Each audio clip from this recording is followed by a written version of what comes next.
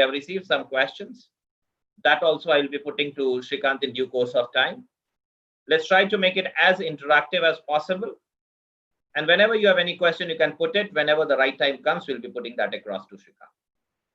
Srikanth, I'm happy to share that the audience over here is actually as diverse a mix as we can think of.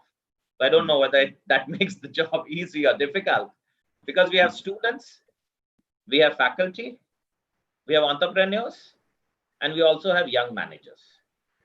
That is the composition of this audience which you are going to address. So without much ado, it's over to you, Srikanth.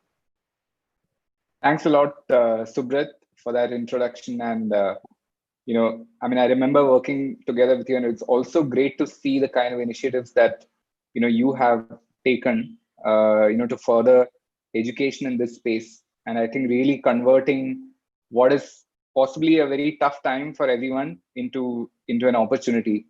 And I think, you are right in saying that possibly the best that we can do at this time is to see how we can, update ourselves, maybe take a pause on the things that, we have been doing. Possibly we've been, running fast, which is possibly an opportunity also to pause, to see really what is it that interests us, to learn new things and to make the best of the opportunity. And I think, which is really the only thing that we can do, and that's in our control. So, it's great to be here. Doing a webinar at the best of times is intimidating, because you don't see the audience, and having been in a lot of Zoom calls, I know that it's very hard to hold attention. I'm sure, as I speak, most of you are at least toggling 5 to 10 windows. Perhaps there is a TV running in the background. Perhaps there are pressures from home playing in the background.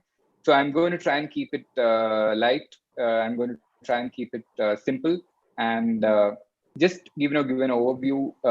I think my family, when I said I'm doing a masterclass, I think my daughter was quite excited, because her reference is the masterclasses that happen in MasterChef Australia. So I think it's a fairly she holds me to a fairly high standard, and I'll try and keep it as clear and as concise as possible. It's something that I put together from my experience both at Asian Paints and what I'm doing currently at Dr. Agarwal's Eye Hospital. And to be honest, the last formal digital marketing course that I have had, was over 17 years ago. So one would expect that I'm truly outdated in this field, and I don't remember a lot of the things that were taught in college, but a lot of things that that I'm going to talk to you about is what I picked up over the course of my career, and things that I've actively tried to learn, to pick up, and so on. So shall I start? Yeah, please, over to you. Okay, sure.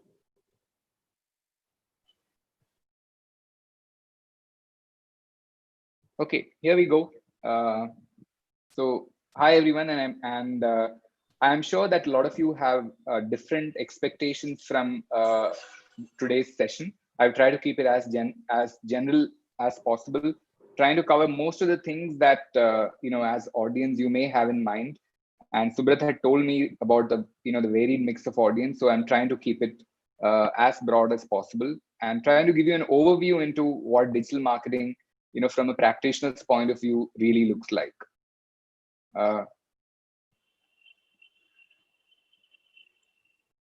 So given that this is going to be a Zoom meeting, and you can definitely expect things like this. I'm sure at some point of time my screen is going to freeze, my audio is going to fail, but please hang in there. We are all becoming experts, and I think I'm not sure whether we are becoming more patient or not, but definitely we are getting used to such interruptions. We'll try and avoid as much as possible. A quick introduction to myself. Subrat spoke about what I've done. I'm an architect by training. Went to B school to do my management and joined Asian Paints. I spent quite a bit of time in retail sales, and then so majority of my time I was in marketing. And in my last stint, I was heading digital marketing at Asian Paints and also heading the innovation team. So a lot of new initiatives, new products that we launched in my last stint. Currently, I'm the Chief Marketing Officer at Dr. Agarwal's eye hospital. We run a series of eye hospitals across India and Africa.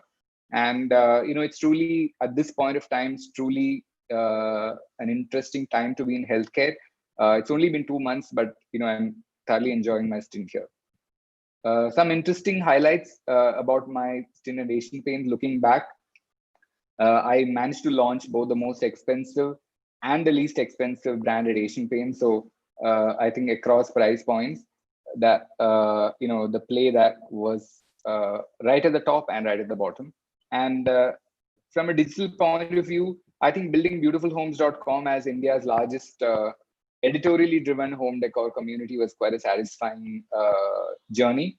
And at last count, that's a community worth over about 500,000 people across social media platforms. So that's definitely a fairly big asset to the brand, as well as a long-term strength, which is very hard to replicate. A while ago, I read that in any presentation that you do, you should be able to put the takeaway from the presentation as a tweet.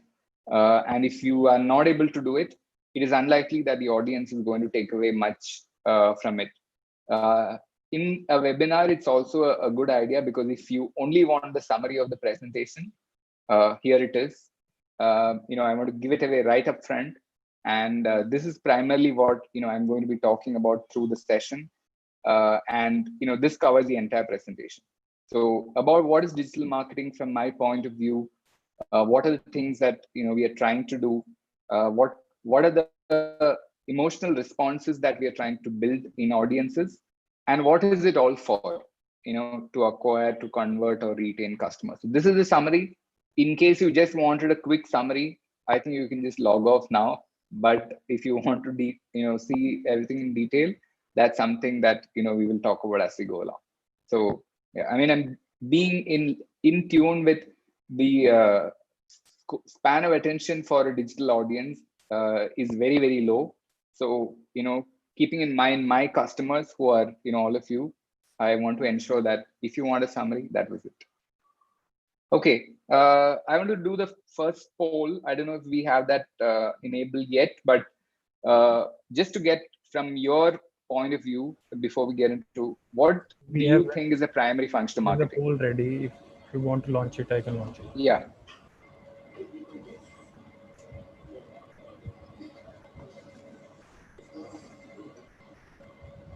So the question is, what is the primary function of marketing? And these are the options, and I'm sure some of you may want to may believe in one or the other, but pick one. The idea is just to get a flavor of what you all think.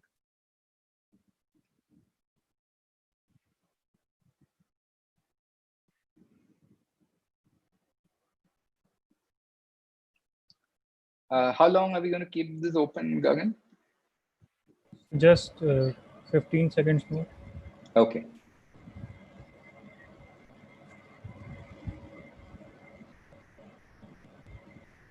So 65 out of 90 participants are already answered it. So please choose your option. We have 5 seconds more.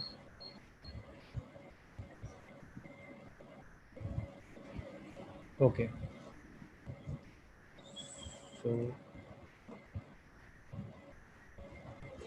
here is the result. Okay, quite, yeah. It's interesting, and it's something that is along expected lines. That when you look at marketing, what its primary function is, obviously to build brands. And good to see owning the customer experience. Having come up as second place. But as you will see, I have a certain point of view on this. Okay, thank you. We'll go ahead. So the question that we are trying to answer today, and I think Subrat, when he told me the topic is digital marketing, It's possibly as vast a topic as there can be, given the times that we're currently in. To very simply put, at this point, pretty much almost all marketing is digital marketing. There is hardly any aspect of marketing, whether it is from research, uh, talking to customers, collecting feedback, creating the brand, communication, getting feedback, channels. There is no aspect of marketing that is not being touched by digital or is being heavily influenced by digital. So I think the time that digital used to be a subset of overall marketing, I think that time is definitely gone. More and more people have accepted and acknowledged that this is what is happening, and this is something that really changes the way we look at the topic and overall marketing as a function. Why do we say so? And I think there are a couple of reasons, maybe 2 or 3 reasons why this is so. If you look at almost all businesses and business models are now digital or increasingly turning digital. So if you look at any business as someone who's producing a good or a service aimed at a certain set of consumers, across board, if you look at business and business models, they are all becoming digital, or there is an increasing influence of digital in those models. I mean, if you look at newspapers, which is possibly one of some of the oldest non-digital, very traditional business model, they're turning entirely digital. The New York Times, if you listen to what they do, they say that they are now a digital-first brand, and the business model is almost entirely led by digital. Healthcare, possibly one of the laggards, I would say, as far as the transformation is concerned. But if you look at what is happening currently, I mean, telemedicine, teleconsulting are all areas that are really, have grown tremendously in the last few months. And possibly the next digital transformation is going to happen in this particular industry. Even if you look at peer-to-peer or personal commerce that used to happen, you see now there are quite a lot of examples where even the neighborhood stores, people who are baking in a particular building, very, very small businesses are also increasingly becoming digital. There's a small page, maybe there is a small page on Instagram, maybe there is just a WhatsApp number, but they are relying on digital channels or data to really grow their business. So across board, this is something that has been happening. There has been a lot of discussion on the role of marketing, in the modern age, and which is why that particular poll was taken, get your feel of what you think it should be. The consensus, and I think this is something that I believe, is the primary function is to ensure a sustainable growth for the enterprise. And why this is important, because we've always thought of marketing as a one silo in the organization, which is doing work around customers or brands. But increasingly, in a connected world, that is not enough. Marketing has to play a far more active role in the business and in the enterprise. And sustainable is a key word here, because everything that you traditionally associated with marketing is covered under the term sustainable. So it's not short-term growth, it's long-term growth, it is profitable growth. And to deliver this, it has to be a fairly customer-centric approach. It has to be true to brand, because if you are not customer-centric, or if you're not true to the brand, it is very unlikely that you're delivering sustainable growth. So this being the primary function of marketing, and most business models turning digital, it is quite inevitable that marketing and each aspect of marketing is now increasingly becoming digital or digitally focused. In a nutshell, any marketing that involves the use of electronic data is what I would refer as digital marketing. So in any form of, whether you're consuming data, you are sharing data, if there is data as a layer in your marketing activities, strategy, or communication, you can classify that as digital marketing, which means that it's pretty much all of what you see on the right, whether it is marketing online, digital advertising, social media, even offline marketing aspects of it, events and experiences where, how you bought a ticket, your experience at the event, and your feedback on the event is all handled from a digital point of view.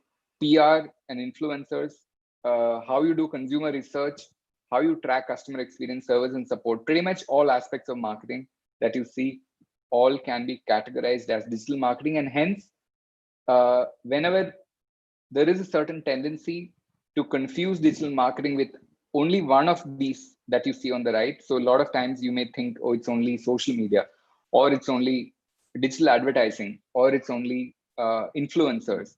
But the reality is all of these are different aspects of digital marketing, and all of them, the way we approach all of them have changed fundamentally in the last few years. And that rate of change is going to be much faster from now onwards. If you're looking for a quick fix, and I've done this in the past, that when you Google for what is digital marketing or a quick fix to digital marketing, this is something you can Google. It's quite an interesting, it's a rather fun guide called a Noob Guide to Online Marketing, Newbie's Guide to Online Marketing, and it has a whole host of things that is mentioned, right from pretty much all the new buzzwords on social, on email, lead generation, organic, analytics, content, PPC, and so on. Couple of interesting things in this. The focus is almost entirely on the medium. So these are all mediums in which you can talk to or listen to customers. The focus seems to be entirely on that. There is no mention of a brand or a customer. This is all primarily from the marketer's point of view, as it may. The tools appear more important than technique, because primarily all of these are various different tools. It does not talk anything about how proficient you should be in this particular tool. It does not talk about that. And everything appears equal and necessary. So how do you know which is important? How do you know what is required when? Because from the graphic, everything looks like they are all equally important and all leading to a landing page. So this is by and large the approach that we see. A lot of brands, a lot of organizations, we are all guilty of doing this. Just looking at what are the buzzwords and immediately acting on all of them, assuming that they are all equally important. Given the large number of data points that we saw, and that what we saw earlier, that if you looked at pretty much all the buzzwords, so to speak, were all about email, about PPC, organic traffic, landing pages, and so on. Is there a fear? And this is something that we've also discussed in the field, that digital marketing or the entire data-driven approach to marketing, analytics, all means that the creative process of marketing will die. What do you all think about this? Let's do the second poll, Gagan. Sure, sir.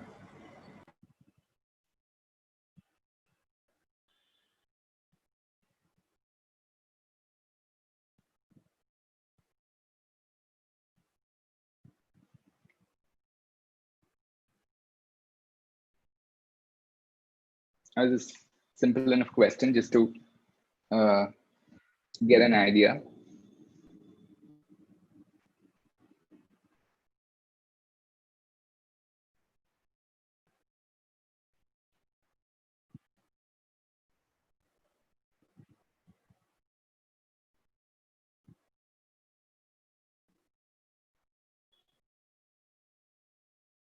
Please everybody answer it. It's a simple question with 5 seconds more.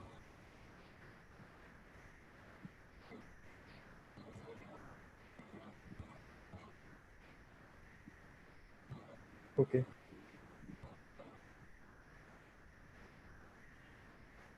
Okay, that's good to see.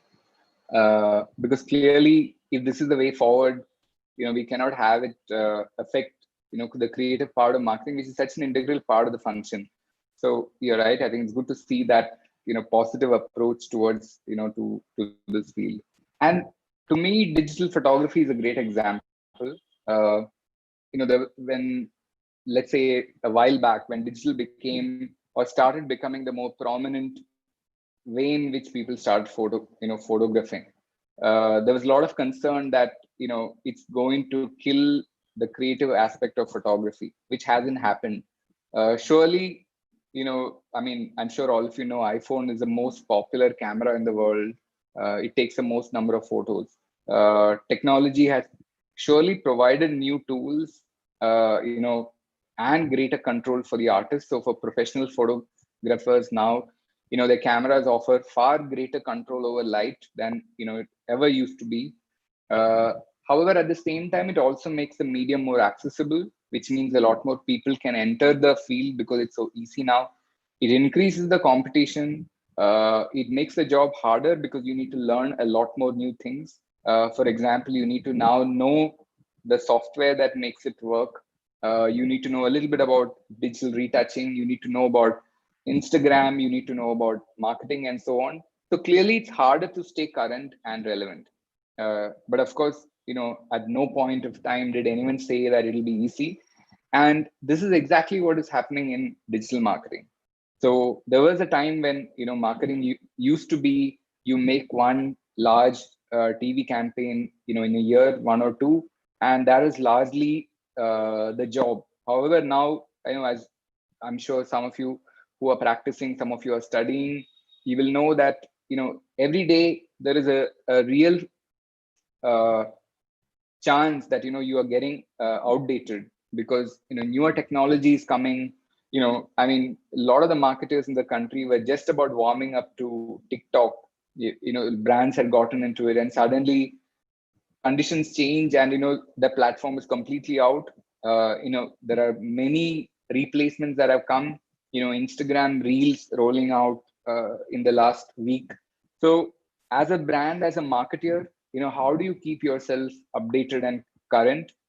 Which are the areas that you will focus on? So clearly the job is harder. There is a lot more things to do to stay current and relevant, but it's not an easy job, because our consumers have become far more aware, far more updated than most of us. So that's, I think, going to be the way of life for anyone who is in the field of marketing. Like, if you decide to explore further, and if you just Google marketing strategies, digital marketing, there is a lot of information, and this is something that really is nerve-wracking. It's a daunting task to go through all of this data and through all of this information that seems to be available there, and everyone seems to have a different point of view. Whether apps are the way to go, mobile websites are the way to go, paid is the way to go, organic acquisition is the way to go. So everyone seems to have a different point of view. And is there any method to the madness at all?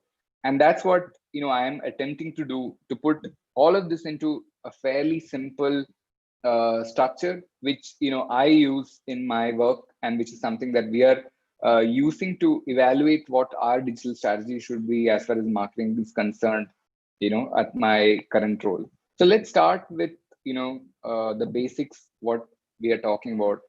Essentially, if you look at all digital marketing actions or all digital marketing plans, will have one of these core objectives, which is either acquisition of new customers, repeat customers, or acquisition as an objective. The second could be conversion. So you acquired a lot of customers, you acquired a lot of interest. How do you convert them to either to buy or to make a promise of purchase, or you convert them to availing a service that you're offering? So how do you convert the customers or the leads that you acquired into actual customers? And finally, how do you retain them? I mean, everyone knows it's far more easier or far more cheaper to retain your customers than acquiring new customers. So how do you retain the customers that you have acquired through great difficulty? I mean, you might have gone through a lot of pain to acquire customers. Now that they have become your customers, how do you retain them?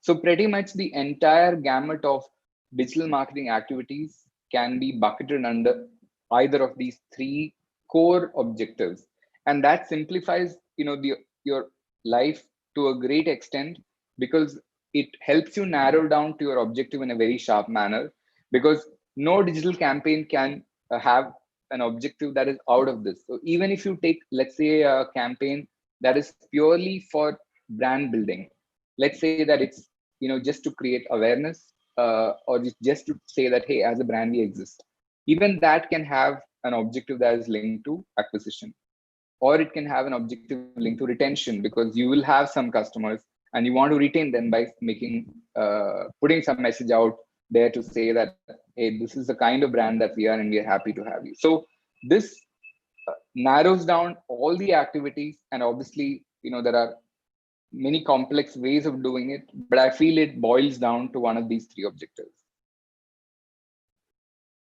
And the next step is, what are we trying to do? And this is possibly where the role of brand, the role of creating, the role of the marketing, messaging as a process comes in.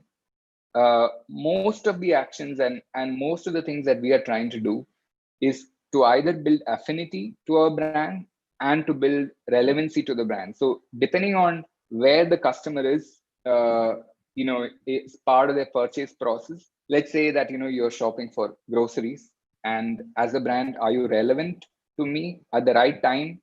Are you available at the right location? Are you available with the right product mix and pricing? If it's a long-term purchase process, let's say you're evaluating a hospital, for a surgery, then what are the factors that you're looking at? Is the hospital close by? Do you have any, maybe an insurance tie-up? Do you know someone who had a good experience in the hospital? Is there someone who's referring you to the hospital? If you're buying a large, let's say if you're buying a car, is the brand relevant to you? I mean, maybe from a price point, maybe from the category of vehicle you're looking at, and so on. Affinity is when, okay, I have 4 or 5 brands that are relevant to me, but what is the brand that I feel affinity towards? This could also be for brands that you are not actively planning to purchase at in the near future. However, at some point of time, because a lot of times purchase happens once in a while, it's not something that you are constantly buying.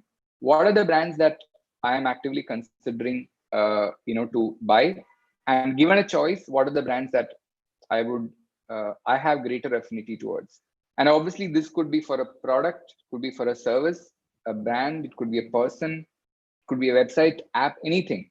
So essentially we're trying to build affinity and relevancy. And this is obviously only possible if you understand the customer and the purchase process really well. So that is something that I'm assuming is built into this model, because that's essentially what goes into understanding what will it take to build relevancy and affinity for a particular customer base that we are looking at. The how, and this kind of breaks down essentially the 3 key things that we are trying to deliver through a digital medium or an offline medium, but with the underlying layer of data. So there's an underlying layer of data, there is a layer of content, and there's a layer of experiences, and each one of them can be further broken down into let's say a technical, a creative, a physical manifestations of each of these 3 layers. But by and large, these are the 3 layers of experiences, the 3 touch points, the 3 interactions that you have with any customer. So if you again look at grocery shopping as something, during this time, a lot of first time online shoppers have started buying groceries online, because it was possibly the only way that a lot of customers could access that particular category. So knowing what kind of products to stock, what kind of products are you buying regularly. If you are shopping on big basket will remind you if you have forgotten to buy certain things. I mean, that's based on large data sets that they've kind of figured out that this is the kind of customers who are buying. If you have your own customers, how well do you know them? I mean, do you need to send them reminders? How often do you send reminders? Which medium do you respond well to? Would you respond to an email? Would you respond to an SMS? Is there separate? Is there some specific time of the day when you might be more responsive? All of this data is available. All of this data can be mined. The only question is, what are the right data sets that are relevant, to your particular business, to your particular audience, and how much of it is required? I mean, if there is a certain investment in understanding that data and mining the data, and how much of it is required for you to deliver your particular product or service. If you are in a very highly competitive space, like let's say online grocery, obviously data and commitment to data becomes so much more. However, if you're running a small business and customers who very closely engage with you, then that data is manageable, and perhaps you focus more on content. Again, content across your channels, whether it is social, your website, how you talk on SMS, how you talk on WhatsApp, if you're sending me a WhatsApp message, all of these are pieces of content. Some of them could be helpful videos. So, how do I fix something? How to cooking videos have, suddenly seen a spike in viewership during this time, primarily because a lot of us have started, cooking on our own. So any brand, anyone who is offering us consistent content, which is relevant, which is very well made, we tend to follow them. Plants, gardening, again, another sector which has seen a lot more interest during this time. So whoever is able to produce that kind of content is, is able to create that customer base alive and active. And finally, experiences, any experience, how well does the brand know you, how easy it is to use their app, their website, or even if it is a physical experience. So all interactions that a customer is having with a brand or a product is an experience, and how well have you been able to create that, to design it, will determine how effective it is in, let's say, converting or acquiring or retention, because all of these three layers are working to ensure that the customer is going through, the process of acquisition, conversion, or retention. So these are the three routes that, are available. And in a nutshell, this kind of covers the entire gamut of what every brand or a person or influencer is trying to do through digital marketing. So what is to build relevancy and affinity for the brand. Why we do it is to acquire, convert, or retain customers.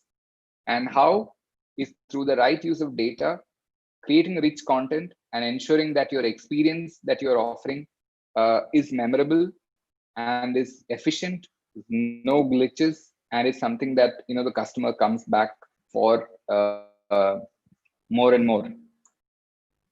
Obviously, to deliver all of this, there is a lot of tools and components that are required. And this is possibly where a lot of us get confused, because there is just a lot of offerings that are out there. And if you just try and map these processes into the tools that are available, you will see that these are essentially the terms that you hear more and more, and you confuse that one particular part with overall digital marketing or digital strategy. But they all can be clubbed under these objectives and these routes that we have.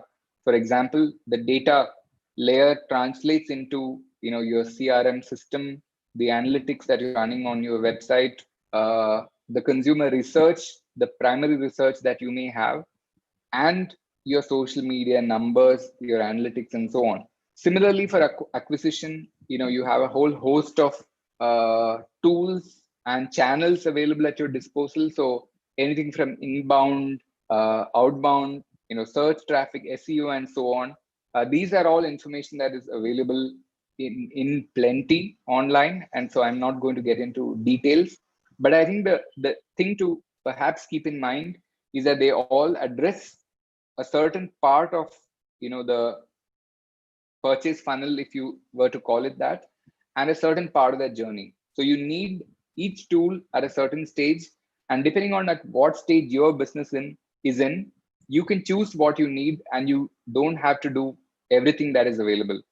So this is possibly one way of breaking it up from tools to process and what you need to use in your business.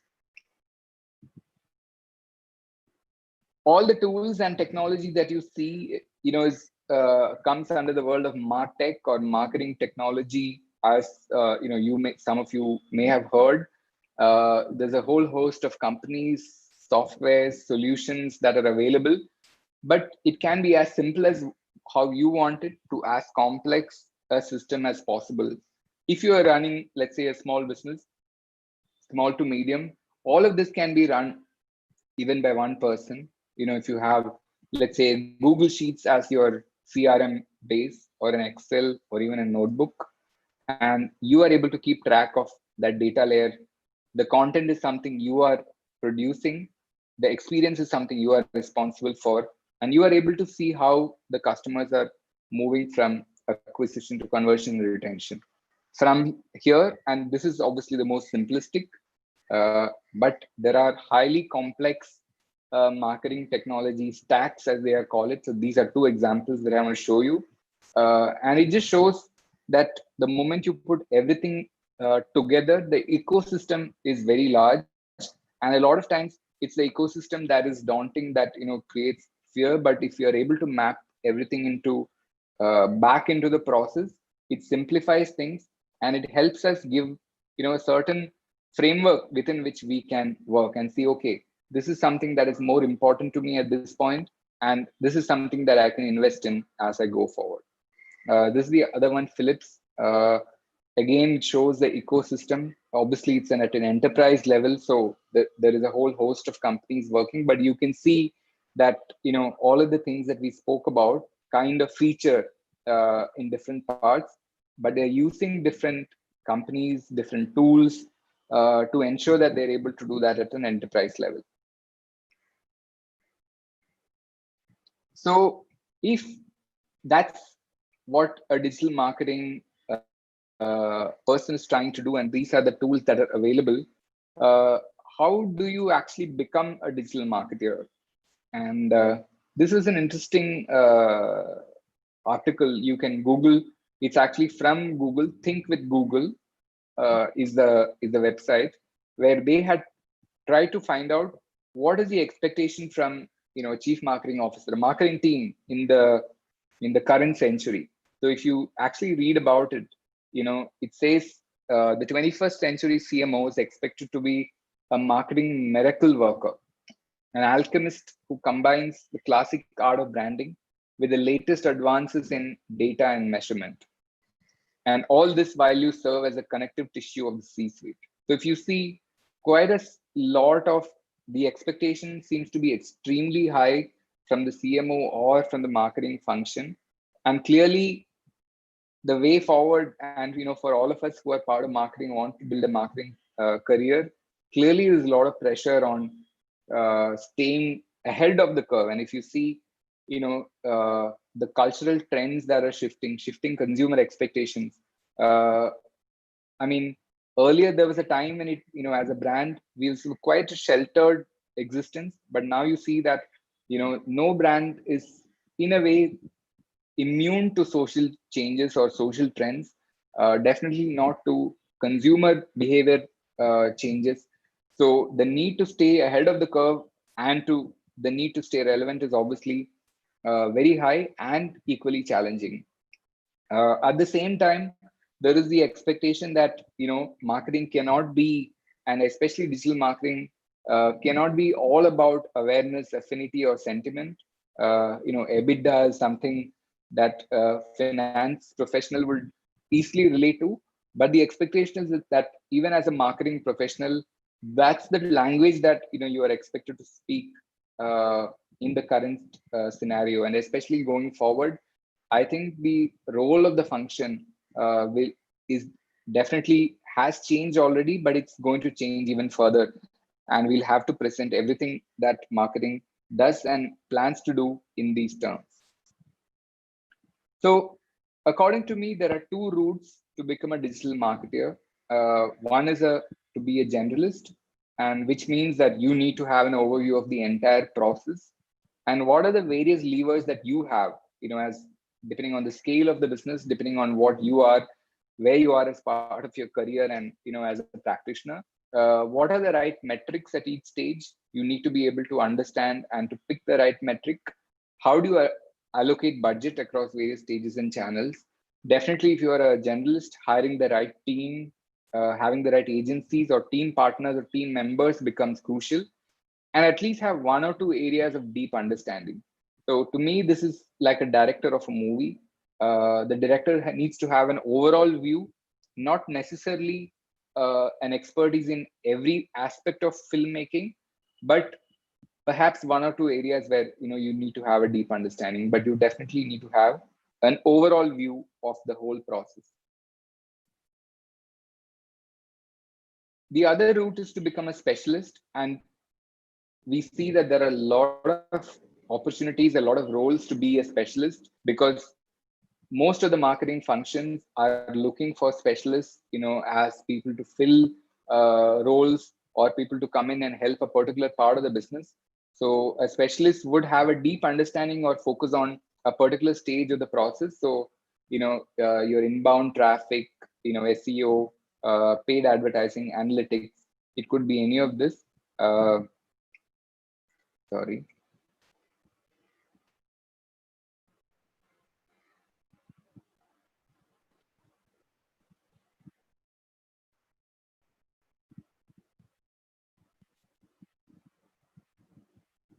You also need to understand the overall context and the dependent relationship. So if you are, for example, in charge of social media, you definitely need to know how it works with the other parts of the marketing team and the process, so that there is more value that you can add as a specialist in the profession. So I would say that you need to pick the two routes depending on what area of interest, stage of career, size of business. I think definitely at this point of time, there's a lot of opportunity to take courses in either of these routes. But to me, if you are an absolutely a beginner looking at digital marketing as a career, you need to at least have a basic understanding of these three: acquisition, conversion, and retention. What are the sources through which you can acquire customers? What are the metrics you should be looking at? In conversion, what are the benchmarks that in an industry, so that you can, whatever you are doing, you're able to compare? And finally, also, what is the retention? Basis historical data, how well are you able to retain customers?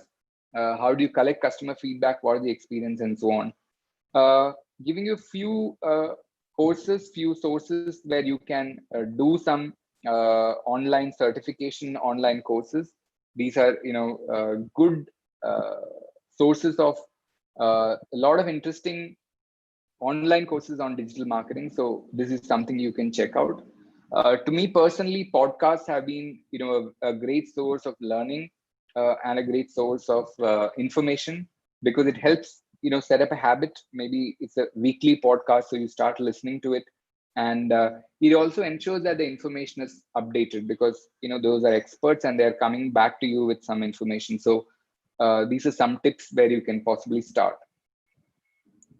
In every class, in every course, once you've gone through it, there's always these questions on okay, this was all fine, but what about social media? I thought this is about social media. So I have three areas where I'm quickly giving you my view on these topics, and what possibly are some of the things that we keep in mind when we look at these particular channels before we kind of wrap.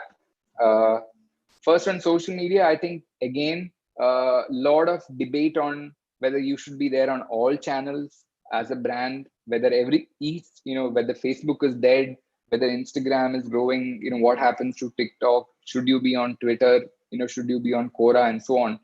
I think it starts with your objectives. Are you trying to build a community and an ongoing community, or are you just trying to identify customers, prospects? And both are valid objectives. And I think social media is now at that level of maturity that even customers are okay if you just want to attract them as leads and not just have a community. That's both are fine. If you do want to build a community, how committed are you? Because that's a long-term process. It pays out, but it doesn't pay out in the short term. So you definitely need to be committed. Definitely don't need to be on all social media platforms. I think it's one, it takes a lot of investment, and not only in terms of money and resources, but also time. To be consistent is critical, and that's not easy to do across all platforms, because you need to talk in the native language or in the native speak of each of the channels. A quick thing is to pick the ones where your customers are hanging out. So that's always a good indicator. Metrics and ROI. I mean, one of the things about digital marketing is there is a feeling that everything can be measured. Yes, definitely, it can be measured. However, you need to know what are the key metrics that you need to track. What is important for your stage of the business? Is it reach? How many people have seen a particular communication, for example? Or are you tracking conversion? How many people did the action that you wanted them to do after seeing it? Attribution model, again, is a very wide area. I'm not getting into details, but essentially it means that how do you attribute sales if a person has bought something online or offline? What do you attribute that sale to? Was it because of an ad that he saw on Facebook? Was it because of an email? Or was it because of a deal that he got, the last minute? These are metrics that you can set up in your system so that after the conversion happens, you are clear what was effective, what is that you need to do more, and what is it that you need to do less. And finally, this is a classical question, is ATL TV, is it dead? Do anyone watch TV? Clearly, TV viewership has risen in the last, few weeks. Especially in markets like India, TV plays a fairly big role still in reach or brand awareness, even new acquisition. So if you see Amazon and Flipkart, they do a lot of print advertising around their sale. However, if you want a very targeted communication at a very specific audience, digital mediums offer that ability to target right now. At this point, TV does not offer you that ability, but internet-enabled TV programs are just around the corner. A lot of OTT platforms, are already offering this, but we will have similar targeting options on TV also, I'm sure, in the coming years. So at this point, if you want a more targeted communication, perhaps digital mediums are a better route. So that's broadly what I had to cover. And I think given, the time, that's what I thought would be a good summary of, where I see digital marketing from a practitioner's point of view. What are the various things that the objectives, the routes that we have available to us? What are the things that we measure? Some tips on if you are looking at this as a career option, what are possible routes? What are the things that we can look at?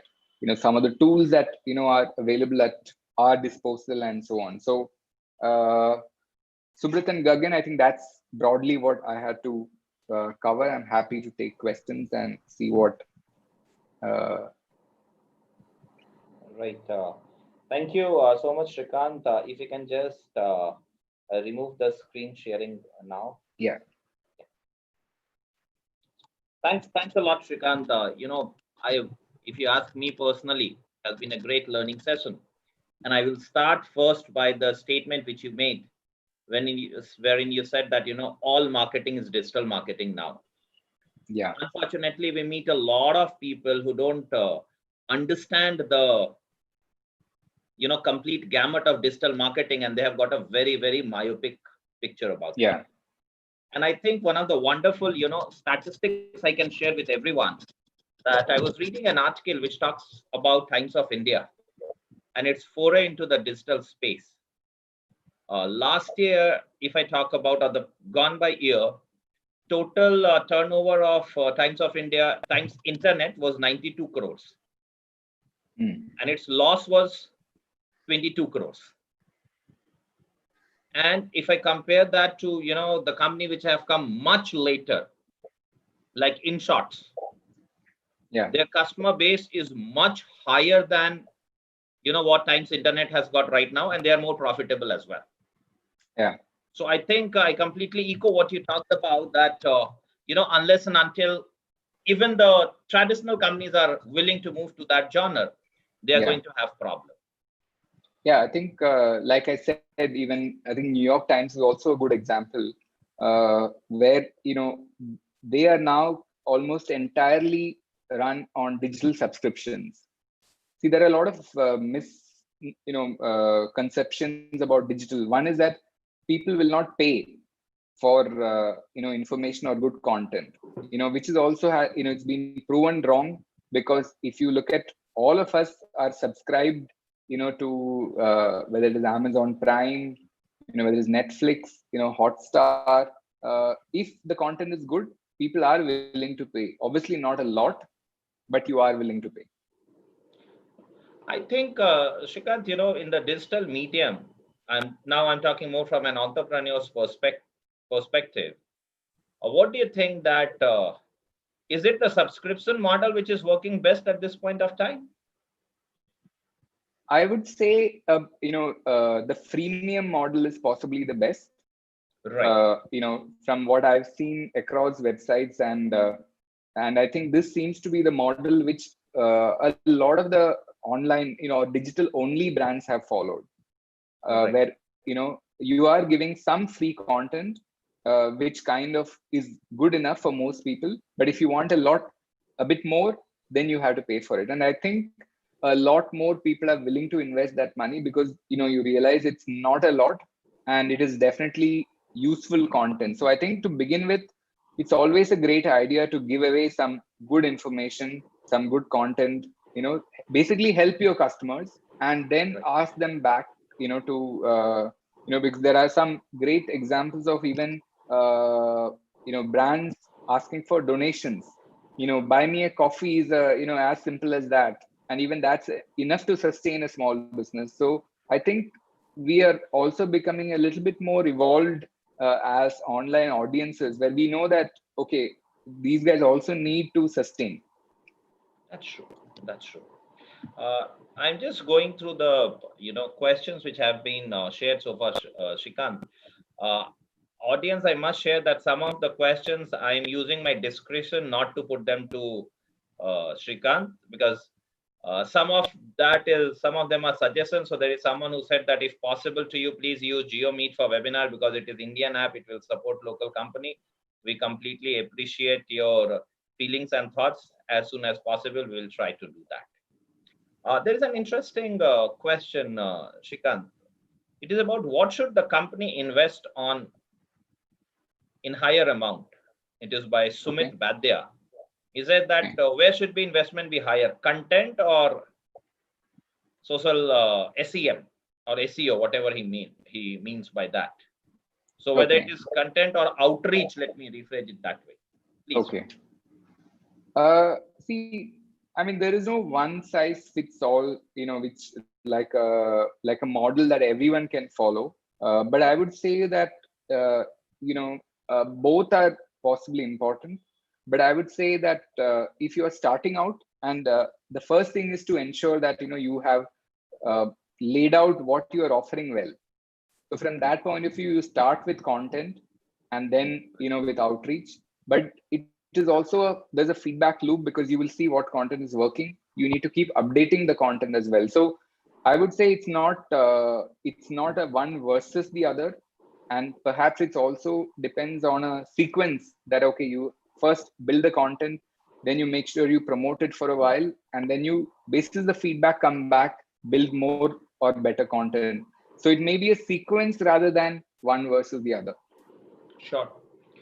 If I move to the next question, it is by an anonymous attendee, and he or she says that, in case of personal care, which is a heavily competitive market, how can digital marketing be used? And we are also seeing brands like Wow using these. However, how can new brands, make their presence felt over there? I think what I'll give you an example. There's a brand called, Juicy Chemistry. Okay, it's like an organic personal care brand, which I discovered on Instagram. Now they are not cheap, and I think they're primarily the plays online. They have over 100,000 followers on Instagram. They are the story is a very compelling story, and most of their content is actually customer generated. So people who have used their products, have sent it back to the brand and they are using it. So I think when you're starting out, forget personal care, any competitive category, I think the key to understand is that you don't need to beat, a P&G or a Unilever, because the scale that they are playing, it is very different. You can mark your own niche, and within that, possibly your share might be far more, at a value terms than any of these players, because the cost of maybe, doing the business online is far lesser than having an entire distribution infrastructure. So I think the key is to define your niche, find your customers, and be authentic in what story you have, how you made. So there are a lot of examples, of in personal care of small brands, but who have really placed a very high premium on ingredients, on how they are sourced, how they make it, packaging, and so on. So a lot of good success stories to look for in that particular space. I think, Srikanth, what you shared very beautifully right now, it is also a lesson for the entrepreneurs that whenever you're moving into that space, I think two key pointers, if we correlate, is the sequencing of content outreach, more content, more outreach. Yeah. And then it is also about, perhaps I will also touch upon one more thing which you just now shared. It is about engaging the audience on such platforms rather than making it just a one-way communication. Am I right? Yeah, absolutely. Absolutely. I think if you see, the most successful brands are the ones where, you don't have to invest in content because your customers are doing it for you. Right. So I think creating that opportunity, because really the success of a brand is when, your customers are very proud of using, that product, and they don't mind openly admitting or openly sharing that, the story, because you have solved a problem which I thought, no brand would be able to solve. So I think if you have the purpose of the brand or why you started the business, I think as long as that purpose is being communicated well to the right audience, I think you will be able to sustain, that kind of interest and that kind of engagement. Sure. See, Srikanth, there are a lot of questions around, what kind of, certifications we can go through, and if I'm wanting to, or if I'm planning to start a career in this field. You shared about, Coursera, you shared about Udemy, you shared about, Google certification, which is there. So anything further in specific, if you want to share on that front, which is there? I would say start with Google, because there is a lot of, and most of the content is free. And, the test is also something that, you can take, and the certificate is widely accepted. So you can, it's something that you can use. And, because it is structured in such a way that, you can go through different modules, at a time. So I would say if you're starting out, possibly the Google certification is the best one. And if you're looking at a more professional, saying, okay, I want to, let's say if I've done maybe MBA and I want to look at more, then there are lots of courses on LinkedIn Learning as well. So you can, you can see certification courses. Obviously they're more expensive, but, they are far more specialized and perhaps maybe a little bit more advanced. So I think that's possibly where I would look if I'm looking at, adding to my professional certification. A lot of the universities have started doing online courses. So, a lot of the Ivy Leagues, even a lot of the Indian universities are offering certification courses, which you can pay for, and, which will really add to your, academic qualifications also. So I think there's a lot of resources available, but I would say first, you need to have a plan on what is the area that you are focusing on, and then look at options. Srikanth, you have said it right, but I have one, a note of disclaimer for all the participants. My note of disclaimer is that, whichever course you decide to go for, please do it genuinely.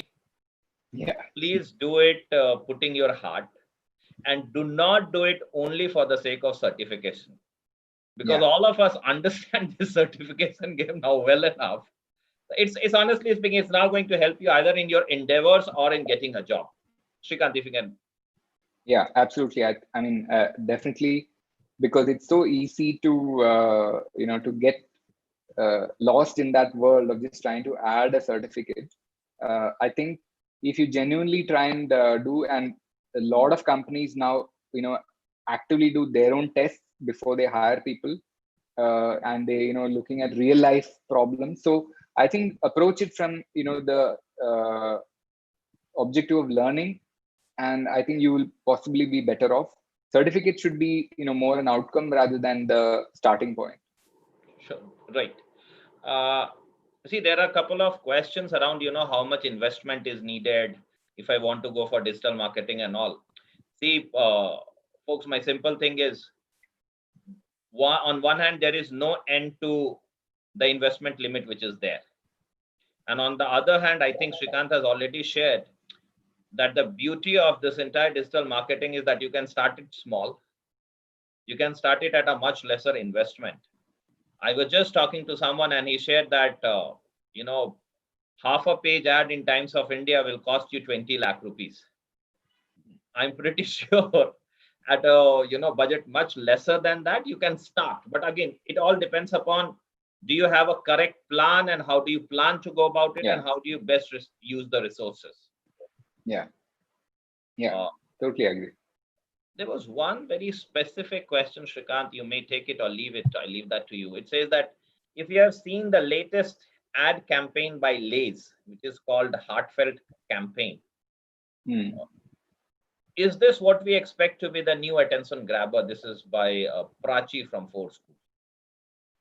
If you have watched that campaign. No, I haven't actually seen it. So what does it say?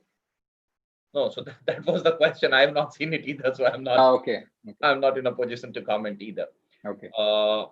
Okay. Now, a question related to your new segment. It says that in healthcare, how would retention strategy be valid? Do you want to retain customers? Yeah. So you would be surprised. I mean, if you look at our current sector, okay. And I was, reading about it. 85% of our customers are currently not our customers. And because if you look at it, they're not patients, they don't have any symptoms, and that's the larger audience. So if you only talk to patients, then obviously, it's going to be a very small section of the audience that we are working with. Right. There are lots of conditions like diabetes, for example, which, lot of the symptoms can be avoided if you take preventive care. So I think in healthcare, retention is all about prevention. And most of the brands, and even that's something that we are also looking at, trying to avoid complications that may happen by making sure that you take steps at the right time. A lot of apps who just remind people to take medicines at the right time, for example. So I think retention is important no matter which sector it is. Obviously, the outcome or the conversion is not exactly the same. So by having a constant interaction with the customer, you are likely to retain him.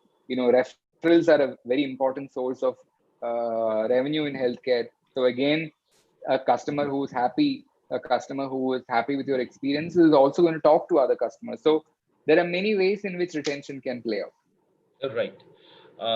Another very interesting question, rather, Srikanth. There is a gentleman, Ranjit, who works in a public sector bank.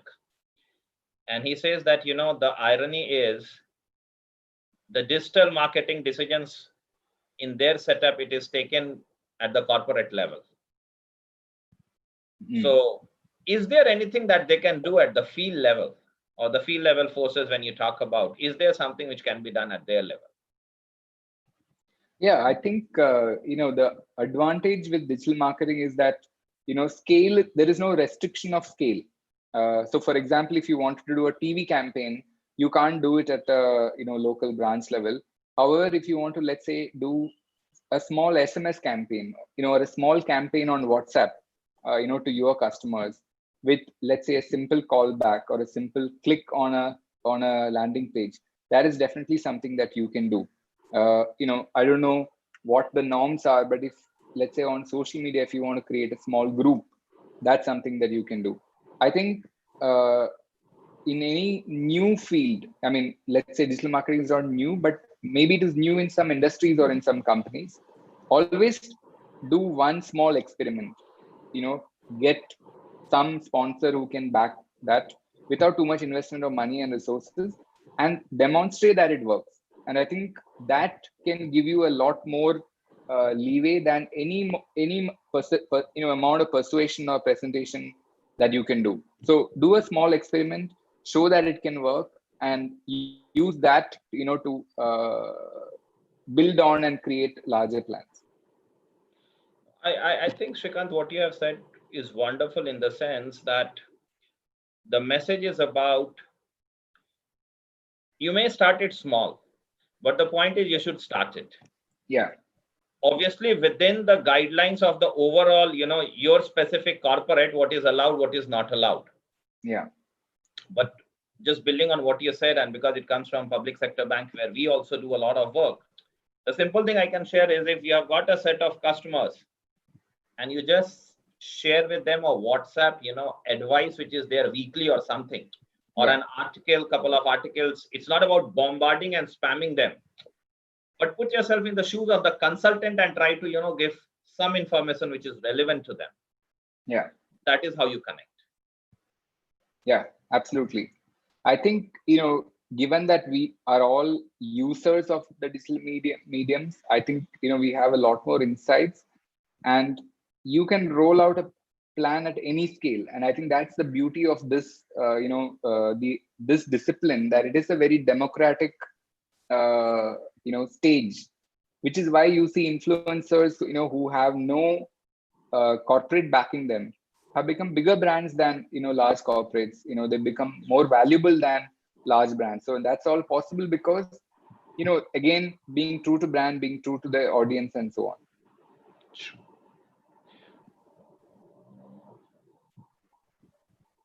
Yeah, I see what they had done in the Lace campaign. The brands talking to each other, using multiple brands and so on. Yeah, I think definitely we will see that there is a lot more collaboration, and there's a lot more talking to each other that we may see. The only thing is, it has to be, again, genuine, because I think as consumers, our patience levels with brands who are trying to do a pull a fast one on us is it's completely worn out, and it's unlikely they will tolerate anything that that is very obviously short term or is obviously a gimmick. But if it's genuinely done, I think you will see there's a lot more appreciation. I don't remember, there was some, I think, an airline who ran the ad saying stay home, and don't fly during this time. Again, it's the opposite of what you would expect, but it made sense, and it is something that resonated with the customers. So just be the moment we stop thinking of consumers as SEC A, B, have bank account, has a two-wheeler, and as real people, I think it becomes easier for us to talk to them.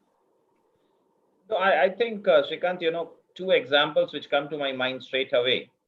When you were talking about airlines, there was a very beautiful campaign. So Indigo said that, hi Vistara, how are you doing? Yeah. And then Vistara tagged SpiceJet and so on and so forth. That went a full chain. And that was all in a friendly spirit and, a sporting banter. Yeah. But at the same time, what you have said, compare that.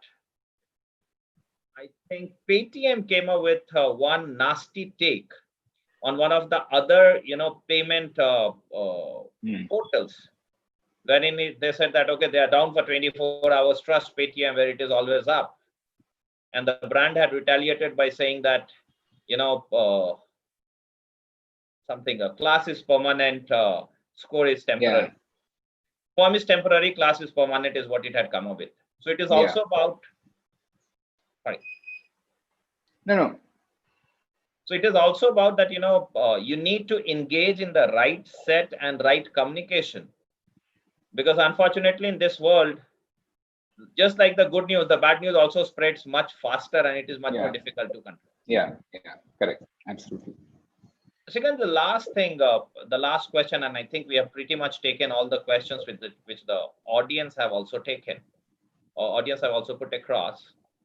Just the last thing which I want to ask is, for any digital marketing campaign, what would be the typical time frame you will advise people to look at while running a campaign? Okay, I mean, again, I would say that it depends on multiple variables.